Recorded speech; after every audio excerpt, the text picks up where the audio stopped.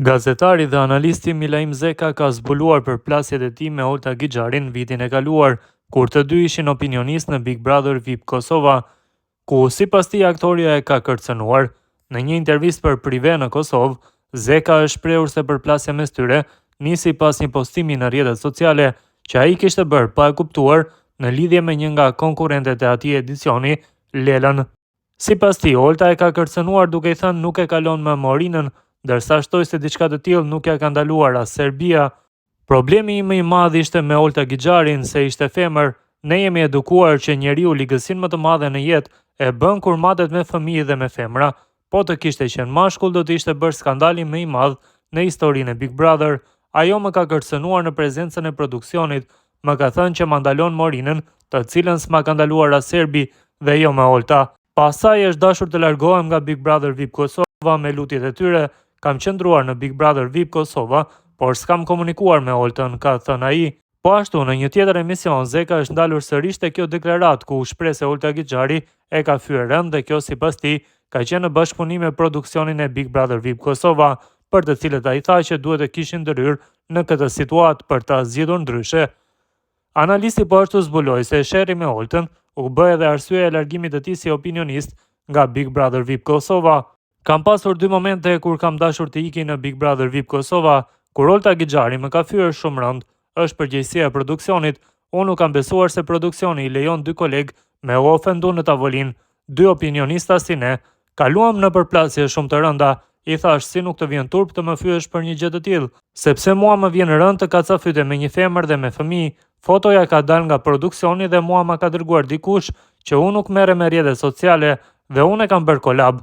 Më pas e kam fshirë, e kanë ruajtur, më ka shkruar edhe mamaja e Lelës.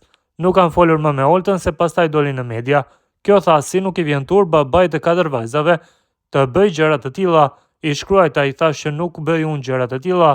I kam shkruar edhe produksionit që duhet ta lë punën dhe më dhën 1 milion euro për një emision duke më fyer dinjitetin dhe personalitetin. Më fal, por nuk e di unë fytyrën time. Unë e kam treguar 3% asaj çfarë ka ndodhur. Unë me pasion me mentalitet dhe me thënë që po më kërcënon, sepse ka qenë kërcënim, Olta Gixhari më ka kërcënuar, ka qenë çështje e produksionit, jo e jona. Po të ishim konsultuar me produksionin, ja kam thënë Oltës edhe publikisht, nuk më kalon mua asgjë në hava, unë kur flas biseda serioze me njerëz, kam shumë dëshmi, rrëfeu ai. Por si nisi përplasja mes Olta Gixhari dhe Milaim Zekës, kujtojmë se aso kohë analisti reagoi dhe sqaroi situatën, ai kishte thënë se edhe pse ajo fotografi që është publikuar në profilin e tij për njëra nga banoret, më konkretisht Lelën, me mbishkrimin hapet televotimi në një foto të konkurrentes teksa duke qëndruar e ulur në divan në një pozicion të papërshtatshëm, nuk ka të bëjë me të pasi e kishte ripostuar pa vedije nga dikush që e kishte bërë tag. Të bëj një korrigjim, nuk ka qenë fare postimi im dhe ai postim nuk ka të bëjë fare me mua, është një fotografi që ka qarkulluar në rrjetet sociale diku 3-4 javë. E ka dërguar dikush te Instagrami im dhe personi që e menaxhon e ka pranuar. Brenda disa minutave e kam hequr foton pasi më ka njoftuar nëna e Lelës, u shpreh Zeka. Po ashtu, aso kohë analisti ka kërkuar falje banores së Big Brother VIP nëse e kishte lënduar me postimin e tij. Ju kërkoj falje, Lela nëse të kam lënduar qoftë edhe një sekond të kërkoj shumë falje, sikurse fëmiu tim, tha Zeka aso kohë. Mes njerëzve që e kritikuan atë ishte edhe opinionistja tjetër e Big Brother VIP Kosova, Olta Gixhari, e cila është përtheu ndaj kolegut të saj duke u shprehur se ky veprim ishte i pafalshëm.